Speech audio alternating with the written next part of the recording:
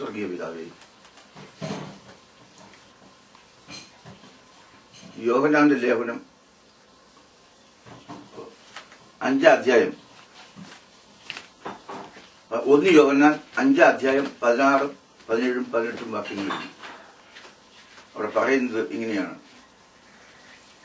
ദൈവത്തിൽ നിന്ന് ജനിച്ചവരാരും പാപം ചെയ്യുന്നില്ല,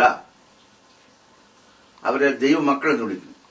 എന്നാൽ അതിന് മുമ്പ് പറയുന്നുണ്ട്, നിങ്ങൾ ചെറിയ പാപങ്ങൾ ആരെങ്കിലും ചെയ്താൽ, മരണപരമല്ലാത്ത പാപങ്ങൾ ആരെങ്കിലും ചെയ്താൽ ദൈവത്തോട് പറഞ്ഞാൽ മതി, അത് അറിയുന്നവർ പറഞ്ഞാൽ മതി. അപ്പോ അങ്ങനെ ഒരു ദൈവത്തിന്റെ മക്കള് ദൈവത്തിന് ജനിച്ചവരാണ്, പിശാചിന് ജനിച്ചവരാണ് പാപം ചെയ്യുന്നത്. അതിന്റെ അനുഭവം മരണത്തിൽ അവസാനിക്കും. ഇന്ന്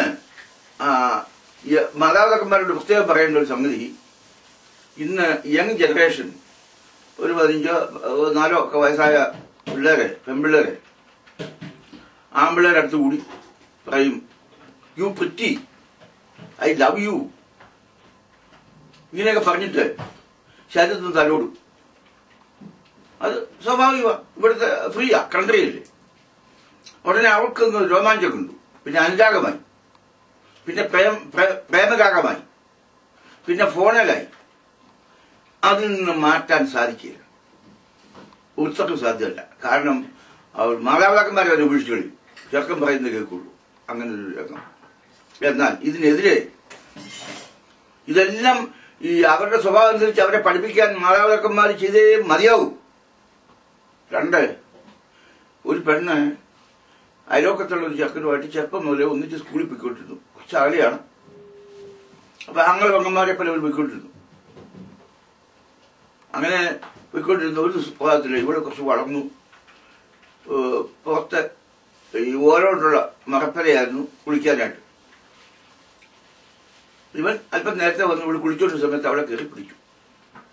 അവൾ ഒറ്റ അടി വെച്ചു കൊടുത്തു. അവള് പറഞ്ഞു,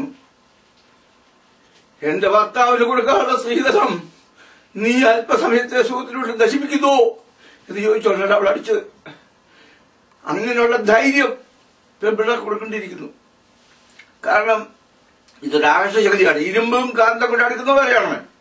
അത് ദൈവത്തിന്റെ ഓർഡർ. മാതാപിതാക്കന്മാരിന്ന് വിട്ട് ഭാര്യ ഭർത്താവിനോടും ഭർത്താവ് ഭാര്യയോടും പറ്റിച്ചേരണം. അതിന്റെ ക്രമീകരണം ബോഡിയിൽ കൊടുത്തിട്ടുണ്ട്. അല്ല 2 മരങ്ങൾ കൂടി കൂട്ടിക്കെട്ടുന്നവരല്ല. അപ്പൊ അങ്ങനെ ഒരു ആകർഷശക്തിയുണ്ട്. അത് അണ്ണശ്രീയായിട്ട് പിശാച് ഉപയോഗിക്കുകയാണ്. അങ്ങനെയാണ് ലോകം മുഴുവൻ പോയിക്കൊണ്ടിരിക്കുന്നത്. ഞാന് ഇവിടെ ഒരു 10-14 വയസ്സുള്ള നല്ലൊരു വെളുപ്പി, നല്ല സുന്ദരിയായ ഒരു പെണ്ണ്, അവർക്ക് അവിടെ കാവുകൾ പോയിക്കൊണ്ട് ഏതാണോ 25 ഒക്കെ മേടിച്ചു കൊടുത്തേ കുപ്പിയൊക്കെ കണ്ടു. അവൾ വന്നു, സ്വാഭാവികമായിട്ട് വന്നു കിടന്നു. അപ്പൊ എനിക്ക് പണിക്കാറുണ്ട്, അവന്റെ കെയറോപ്പിൽ അവിടെ വന്നത്. സ്വാഭാവികമായിട്ട് കിടന്നു വെച്ച് ചിരിക്കുക. ഏതായാലും പിന്നീട് ഞാൻ അറിഞ്ഞു ആ പെണ്ണിനൊരു കുഞ്ഞുണ്ടായി. അത് അവൾ വേശ്യയായിട്ട് മാറി. ഈ ഒരു പെണ്ണിനെ കുറച്ചു നാൾ എടുത്തിട്ട് ഉപയോഗിച്ച് കഴിയുമ്പോൾ അവന്റെ കൂട്ടുകാരന് വിട്ടുകൊടുക്കും. അങ്ങനെയൊക്കെയാ. അവൻ പിന്നെ വേറെ നിന്റെ പുറകെ പോകും. ആ പെണ്ണൊന്ന് പ്രസവിച്ചു, കൊച്ചാടിയാന്നൊക്കെ പെണ്ണിന് അറിയാൻ പാടില്ല. പിന്നെ വല്യമ്മ വെച്ചിട്ട് നോക്കി. ഇപ്പോഴത്തെ അവസ്ഥ എനിക്ക് അറിയാൻ പറ്റില്ല. അപ്പൊ ഇങ്ങനെ ഒരുപാട് ഈ പൈശാചിക അവസ്ഥ ലോകത്തിൽ നടന്നുകൊണ്ടിരിക്കുന്നു. എന്ന് പറഞ്ഞാൽ ഈ ആകർഷശക്തി അത് ഈ പ്രായത്തിന്റെ ഒരു 10-12 വയസ്സാകുമ്പോഴത്തെ പിള്ളേരെ മനസ്സിലാക്കണം മാതാപിതാക്കന്മാര്. എനിക്ക് അവരെ പറഞ്ഞ് എനിക്ക് മനസ്സിലാക്കുന്ന ബുദ്ധിമുട്ടൊന്നുമില്ല. എനിക്ക് അതിനുള്ള സമയം. ഇനിയിപ്പം ഞാൻ ഈ വെബ്സൈറ്റിലേക്ക് പോവുകയാണ്. കാരണം ഇവിടെ നിന്നുകൊണ്ട് ലോകത്തെ രക്ഷിക്കാനായിട്ടുള്ള ഉദ്ദേശമാണ്. അതിന് എനിക്കിപ്പോ ഞാൻ തപ്പി നോക്കിയിട്ട് ദൈവം ഒരാളെ കമ്പ്യൂട്ടറെല്ലാം അറേഞ്ച് ചെയ്യാനായിട്ട് കൊണ്ട് തന്നു. അതുപോലെ തന്നെ വേറൊരു നമ്മുടെ സ്നേഹിതനാണ് ഇതെല്ലാം കമ്പ്യൂട്ടറിൽ അറേഞ്ച് ചെയ്തിരിക്കുന്നത്. പക്ഷെ ഇംഗ്ലീഷിൽ ട്രാൻസ്ലേറ്റ് ചെയ്യാൻ ഒരാളില്ല. അതിന് പിശാചിന്റെ ബന്ധനങ്ങൾ അതിൽ ഉണ്ടെന്നാണ് എന്റെ വിശ്വാസം. എന്തെങ്കിലും ആട്ടെ. അപ്പൊ അതുകൊണ്ട് മലയാളത്തിൽ ഞാൻ പറയുന്നത്, നിങ്ങൾ പേരൻസ് അത്യാവശ്യമുള്ളത് പിള്ളേരോട് പറയാൻ തക്കവണ്ണമുള്ളത് ഇംഗ്ലീഷിൽ അവരെ പറഞ്ഞ് മനസ്സിലാക്കണം. നിങ്ങൾക്ക് എന്തെങ്കിലും സംശയം ഉണ്ടെങ്കിൽ പശ്ചാത്തലം എനിക്കൊരു നിർദ്ദേശം തരും. നിങ്ങളുടെ സംശയങ്ങൾ എന്തുണ്ടെങ്കിലും ശരി, സ്വർഗവും സ്വർഗവാസികളും ഭൂമിയും തന്റെ ജനങ്ങളും ഒരു യൂണിറ്റിയാണ്. ആ യൂണിറ്റി പെട്ടിട്ടുള്ളവർ ചോദിച്ചു കഴിഞ്ഞാൽ സ്വർഗത്തിലെ ദൈവം അതിന്റെ ആൻസർ അവന്റെ ആത്മാവ് വഴിയായിട്ട് നമുക്ക് തരും. ഇതുപോലെ തന്നെ ഈ പിള്ളേരോട് പറയേണ്ട ഒരു സംഗതി, ദൈവത്തിന്റെ ഇഷ്ടം ചെയ്യുന്ന ആളുകള് ഈ എവിടെയെങ്കിലും ചെന്നാൽ ഒരു കുടുംബ ചോദ്യങ്ങൾ ചോദിക്കും. പലരും ചോദിക്കുമ്പോൾ അപ്പൊ ദൈവത്തിന്റെ ആത്മാവിൽ പ്രവർത്തിക്കും. അങ്ങനെ ദൈവത്തിന്റെ ആത്മാവുമായിട്ട് ബന്ധപ്പെടാൻ തക്കവണ്ണം ഉതകുന്നതാണ് ഈ സുവിശേഷം. ഇവരെ കെയറോഫിൽ മാതാപിതാക്കന്മാർക്ക് രക്ഷപ്പെടാൻ പറ്റും. മാതാപിതാക്കന്മാര് കഥയെ കൊണ്ട് വെള്ളം വെച്ചാൽ ഒക്കുവോ? അങ്ങനെയുള്ള സാഹചര്യമായിരുന്നു. അതാണല്ലോ ലോകത്തിന്റെ സൃഷ്ടിപ്പ് മുതല് ആദാം പാപം ചെയ്ത് അന്ന് മുതല് ദൈവം ഒരുപാട് കാര്യങ്ങൾ നേരിട്ട് പ്രവർത്തിച്ചു. ദുഷ്ടന്മാരെ അഹങ്കാരികളെ നശിപ്പിക്കണം എന്നുള്ള ദൈവത്തിന്റെ നിയമമാണ്, നീതിയാണ്. ആ നീതി പ്രവർത്തിച്ചു. നോഹയുടെ കാലത്ത് ജലപ്രളയം നശിപ്പിച്ചു, സേതംഗന്മാർ നശിപ്പിച്ചു, നിനവെ നശിപ്പിച്ചു. സംഖ്യാപുസ്തകം 16 അധ്യായം 30-31 വാക്യങ്ങളില് ദൈവത്തിന്റെ നിയമത്തെ അഹങ്കരിച്ചു. അവര് ദൈവസഭയിലുള്ള ആളുകളായിരുന്നു. കോരേബും അവന്റെ കൂട്ടാളികളും 250 പേരുണ്ടായിരുന്നു. അത് ഞാൻ കഴിഞ്ഞ പ്രാവശ്യം പറഞ്ഞതാണെങ്കിലും ഒന്നുകൂടെ പറയാണ്. അവരെ മോശ പറഞ്ഞു, ദൈവത്തിന്റെ സ്നേഹിതനായ മോശ പറഞ്ഞു, പ്രവാചകനായ മോശ പറഞ്ഞു, നിങ്ങള് ദൈവം കാണിച്ചിരുന്നു നാളെ രാവിലെ ദൈവത്തിനുള്ളവരെയും അല്ലാത്തവരെയും. അങ്ങനെ പറഞ്ഞ് രാവിലെ ഭൂമി പിളർന്ന് കോരേബിനെയും അവന്റെ കൂട്ടാളികളെയും അവന്റെ വസ്തുവകളെല്ലാം നശിപ്പിച്ചു കളഞ്ഞു. ശേഷിച്ച 14,000 പേരെ ബാധ്യ നശിപ്പിച്ചു. ആ ദൈവം ഇന്നും ആ സ്ഥിതിയിലുണ്ട്. ഇനി ഇത് കൂടാണ്ട് 1 തിമോത്തി 2 തിമോത്തിയാന്ന് തോന്നുന്നു. 2 തിമോത്തി 2:19 ദൈവം അവരെ അറിയുന്നു. ദൈവം അറിയുന്നവരുണ്ട്, അറിയാത്തവരുണ്ട്. നിങ്ങൾ ഏത് ഭാഗക്കാരാണ്? അറിയാത്തക്കൊണ്ട് ആഗ്രഹിക്കുന്നെങ്കിൽ അവന് ഇഷ്ടം ചെയ്യുക. നിങ്ങളുടെ മക്കളെ ദൈവം തന്ന ദാനം, മക്കളെ നിങ്ങള് ദൈവം ചോദിക്കുന്ന ഒരു ചോദ്യമുണ്ട്. എന്നോട് ചോദിക്കുന്ന ചോദ്യത്തിൽ ഞാൻ മറുപടി നേരത്തെ കണ്ട് ദൈവത്തിന്റെ വചനം മനസ്സിലാക്കിക്കൊണ്ട് എന്റെ ഭാര്യയെ രക്ഷിക്കാൻ ബാധ്യസ്ഥരായിരുന്നു. ആ പ്രവചനം ഞാൻ നിവർത്തിച്ചു. നീ എന്റെ മക്കളെ രക്ഷിക്കണം. ഇങ്ങനെയൊക്കെയുണ്ട്. ഇത് നിങ്ങളും നിങ്ങളുടെ മക്കളുമായിട്ട് നിങ്ങളുടെ ഹൃദയത്തെ നിരപ്പിക്കുക. മലാഖയുടെ പുസ്തകത്തിൽ പറയുന്നുണ്ട്. ഇത് ലൂക്കായുടെ സുവിശേഷം 1:17 പറയുന്നുണ്ട്. മക്കളും ദൈവത്തിലേക്ക് പിതാക്കന്മാരുടെ ഹൃദയത്തെ നിരപ്പിക്കുക. മക്കളും പിതാക്കന്മാരുടെ ഹൃദയമായിട്ട് നിരപ്പിക്കുക. അങ്ങനെ നിരപ്പിച്ചു കഴിയുമ്പോൾ എല്ലാം ഒരു യൂണിറ്റിയായി. അപ്പൊ ദൈവത്തിന്റെ യൂണിറ്റി പെടും. അങ്ങനെ പെട്ടുകഴിഞ്ഞാൽ എന്തുണ്ടാവും? ദൈവരാജ്യത്തിന്റെ അവകാശവും സന്തോഷ കുടുംബജീവിതാവും. നിന്റെ ഭാര്യ എവിടെ?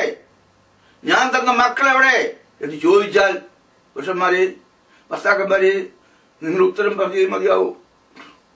അതുപോലെ തന്നെ ദൈവത്തിന് ഞാനൊരു പ്രത്യേക ഒരു രഹസ്യം പറയാൻ പോവുകയാണ്. രഹസ്യം എന്ന് പറഞ്ഞാൽ അതാരും ഞാൻ ഇന്നുവരെ കേട്ടിട്ടില്ലാത്തൊരു രഹസ്യമാണ്. പരിശുദ്ധാത്മാവ് തന്നതാണ്. നിങ്ങൾ രണ്ടാമത്തെ ഓർഡർ, നിങ്ങൾ ഭൂമിയിലുള്ള, ഇത് ഞാൻ പറയുന്നത് കൊണ്ട് നിങ്ങൾക്ക് ആർക്കും ബുദ്ധിമുട്ട് തോന്നരുത്. അത് ചിന്തിച്ചാൽ മാത്രമേ മനസ്സിലാക്കാൻ പറ്റുള്ളൂ. രണ്ടാമത്തെ ഓർഡർ എന്താണ്? ഭൂമിയിലുള്ള സകല ജനാലയങ്ങളെ അടക്കി വാഴുവിൽ.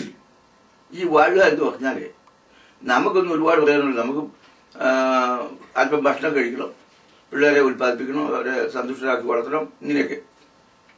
ഈ പിള്ളേരെ ഉൽപ്പാദിപ്പിക്കാനായിട്ട് നിങ്ങൾ എങ്ങനെയാണ് നിങ്ങൾ പച്ചക്കറി, ഇറച്ചി, മീന്, ഇങ്ങനെ ദൈവത്തിന്റെ സൃഷ്ടി എല്ലാം നിങ്ങൾ ഭക്ഷിക്കുന്നു. ഇങ്ങനെ ഭക്ഷിച്ച് നിങ്ങൾ മക്കളെ ഉൽപ്പാദിപ്പിക്കുന്നത് നിങ്ങൾ വേറെ വല്ലതും വന്ന് മരുന്ന് മേടിച്ചുകൊണ്ട് വന്നാണോ നിങ്ങൾ മക്കളെ ഉൽപ്പാദിപ്പിക്കുന്നത്? ഈ ഭക്ഷണ സാധനങ്ങള് ബ്ലഡിലോട്ട് കയറി 56 തുള്ളി രക്തമാണ് ഈ മക്കളെ ഉൽപ്പാദിപ്പിക്കാൻ ഒരു തൊഴിലായിട്ട് മാറുന്നത്. അതിലൊരു അംശമാണ് മക്കളെ ഉൽപ്പാദിപ്പിക്കുന്നത്. അതിന്റെ ക്രിമിനൽ നിങ്ങൾ ചിന്തിച്ചിട്ടുണ്ടോ? നിങ്ങൾക്കുള്ള തലമുടി, ഭാര്യയുടെ ഭർത്താവിന്റെ തലമുടി, മൂക്ക്, കണ്ണ്, ഒരു കോമണ്ണുണ്ടാകെ ഇതെല്ലാം ഇതിന്റെ പിന്നിൽ ആര് പ്രവർത്തിച്ചു? ഇതൊരു വലിയ ഭയങ്കര രഹസ്യമായിട്ടുള്ളതാണ്. ഇത് ബൈബിളിനോടടുത്തുള്ളതല്ലത് എന്ന് എനിക്ക് തോന്നുന്നു. ഞാൻ കണ്ടിട്ടില്ല, എങ്കിലും എനിക്ക് പരിശുദ്ധാത്മാവ് പറഞ്ഞു തന്നതാണ്. അപ്പോൾ രണ്ടാമത്തെ ഓർഡറിൽ പെടുന്നതാണ് മക്കളെ ഉൽപ്പാദിപ്പിക്കുന്നതിനുള്ള ക്രമീകരണം ഭക്ഷണ പദാർത്ഥത്തിലുണ്ട്. ഇത് വേറൊരു പ്രത്യേക സ്ഥലത്ത് നിന്ന് എടുത്തുകൊണ്ട് വന്ന് മരുന്ന് കുടിക്കുന്ന പോലെ അല്ലത്. ഈ ഭക്ഷണപദാർത്ഥം വഴിയായിട്ടാണ്, അതിന്റെ എഫക്റ്റാണ് മക്കളെ ഉൽപ്പാദിപ്പിക്കുന്നത്. അത് മനസ്സിലാക്കണം. അപ്പൊ ദൈവത്തിന്റെ മഹത്വം, ദൈവം പറഞ്ഞ പോലെ കാലാകാലങ്ങളിൽ നിർത്തിയിരുന്നവനാണ്. സമയത്തിന് മാറ്റം വരുത്തിയില്ല. ആ ദൈവമായിട്ട് നിങ്ങൾ പറ്റിച്ചേരണം.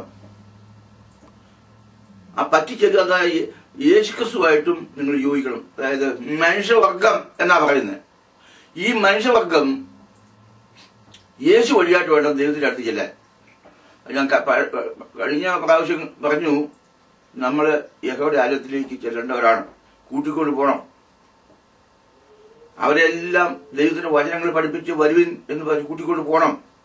പോയേ മതിയാവൂ. അല്ലെങ്കിൽ ഞാൻ മുമ്പ് പറഞ്ഞതുപോലെ നിങ്ങൾ ഒരാളുടെ നിത്യജീവന്റെ വാല്യൂ എന്നുള്ളത് നിങ്ങൾക്കറിയോ? എന്റെ അഭിപ്രായത്തിൽ ഒരൊറ്റയാള് ഈ വെബ്സൈറ്റ് വഴിയായിട്ട് ഒരൊറ്റയാൾ, ഒരു കുഞ്ഞോ ഒരു വലിയവനോ ഒരു സ്ത്രീയോ രക്ഷപ്പെട്ടാൽ ഞാൻ ആത്മീയമായിട്ട് പ്രബോധനാണ്. അവർ വഴിയായിട്ട് ഇങ്ങനെ ഇനിയിപ്പോ ഈ വെബ്സൈറ്റ് ഇത് മൗത്ത് ടു മൗത്തായിട്ടും എനിക്കിതിനു വേണ്ടിയിട്ട് ലോകം മുഴുവൻ പ്രവർത്തിക്കാനായിട്ട് ദൈവം പ്രവർത്തിക്കും എന്നുള്ള ഉദ്ദേശത്തിലാണ് ഞാൻ ഇതിന് വേണ്ടിയിട്ടൊക്കെ ഇറങ്ങിയിരിക്കുന്നത്. കാരണം ഒരാൾ അറിഞ്ഞു കഴിഞ്ഞാൽ അവന്റെ സ്വന്തക്കാരും സ്നേഹിതന്മാരും ഇവിടെ നാട്ടിലും എല്ലായിടത്തും ഉണ്ട്. എവിടെ നോക്കിയിരുന്നാലും ലോകത്തിലുള്ള നാനാഭാഗത്തും ആൾക്കാരുണ്ട്. അപ്പൊ അങ്ങനെ കേട്ട് കേട്ട് കേട്ട് കേട്ട് അവർ വഴിയായിട്ട് അതിന് ഞാൻ ഒരു നിർദ്ദേശം ഞാൻ ഞങ്ങളുടെ നാട്ടിലേക്ക് പ്രവർത്തിക്കാൻ ഉദ്ദേശിക്കുന്നു. അവിടെയുള്ള കുറച്ച് സൗമ്യതയുള്ള ആളുകൾ കമ്പ്യൂട്ടർ മേടിച്ച് ഒരു വെബ്സൈറ്റ് ഉണ്ടാക്കി ആ വെബ്സൈറ്റ് നാനാജാതി മതസ്ഥർക്കും കാണാൻ തക്കണം. പാവപ്പെട്ടവർക്ക് വല്ലതും കമ്പ്യൂട്ടർ പഠിക്കാൻ പറ്റുമോ? അങ്ങനെ നാനാജാതി മതസ്ഥർക്ക് ഒരു പൊതു സ്ഥലത്ത് അതിന്റെ ഒരു കോർഡിനേറ്ററെ നിയോഗിച്ച് അങ്ങനെ ഈ സമുദ്രം ജലങ്ങൾ നിർത്തിയിരിക്കുന്നത് പോലെ ഭൂമി കർത്താവിന്റെ പരിജ്ഞാനം കൊണ്ട് നിറയുക എന്ന് പറഞ്ഞാൽ അതിന്റെ അർത്ഥവ്യാപ്തിയെ സംബന്ധിച്ചിടത്തോളം എനിക്ക് വർണ്ണിക്കാൻ നിർത്തിയില്ല. ഇതൊരു അതിശയവാദി ഞാൻ പറഞ്ഞിട്ടുണ്ട് കഴിഞ്ഞ പ്രാവശ്യം.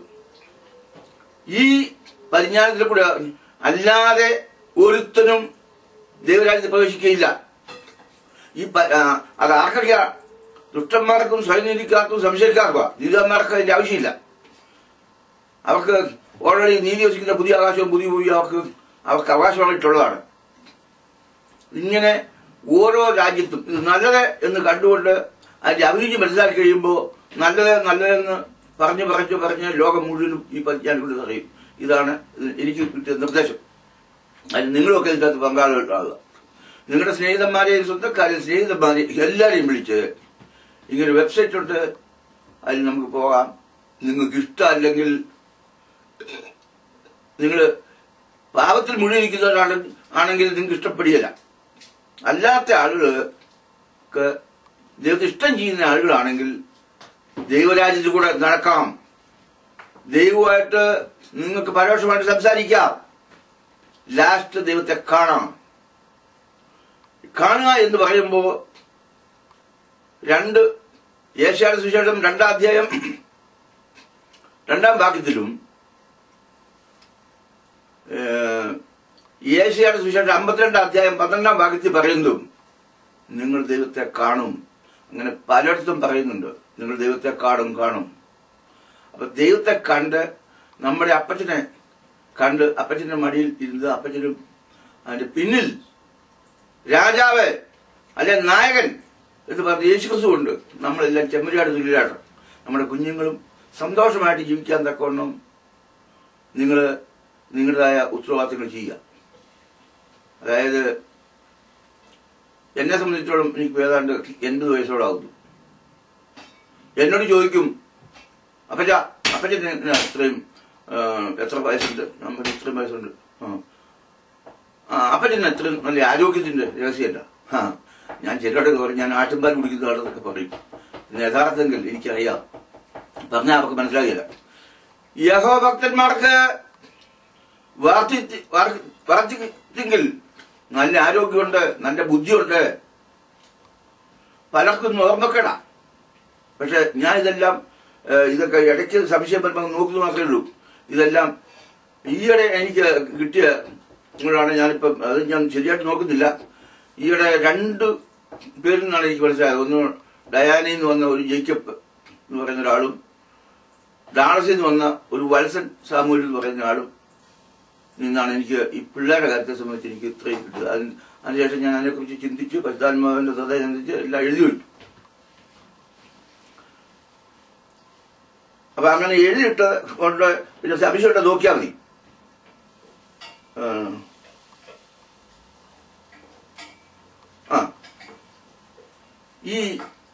ഈ പുരുഷന്മാർക്ക് 2 പദവി കൊടുത്തിട്ടുണ്ടെന്ന് പറഞ്ഞല്ലോ. അതിന്റെ അർത്ഥത്തെ സംബന്ധിച്ച് വല്ലവരും ചിന്തിക്കുന്നുണ്ടോ, അറിയാവോ? അത് പ്രവർത്തിക്കുന്നുണ്ടോ? എനിക്ക് സംശയമാണ്. കാരണം പ്രവർത്തിക്കുന്നുണ്ട് നമുക്ക് അറിയാൻ പറ്റും. എന്താന്ന് വെച്ചാൽ ജീവന്റെ ഉറവിടം. അപ്പം ആ ജീവന്റെ ഉറവിടത്തിനുള്ള ക്രമീകരണം ദൈവിച്ചു.